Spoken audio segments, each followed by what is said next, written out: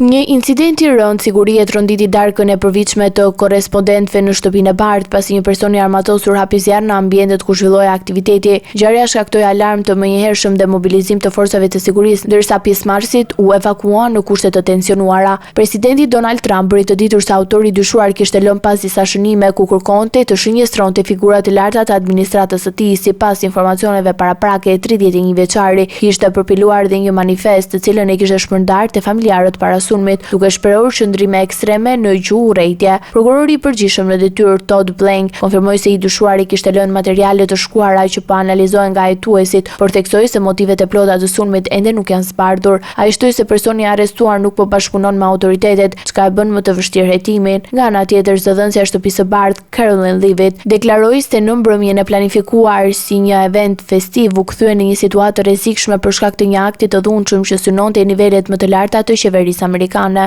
Ndërkohë, autoritetet kanë shtuar masat e sigurisë veçanërisht në prag të vizitave të rëndësishme ndërkombëtare, përfshirë edhe ato të Charlesit III, për të cilin zyrtarët amerikanë shprehen se nuk ka rrezik të shtuar. Hetimet vijojnë për të zbardhur plotësisht rrethana dhe motivet e kësaj ngjarjeje që kanë ngritur shqetësime serioze për sigurinë në event të nivelit të lartë në SBA.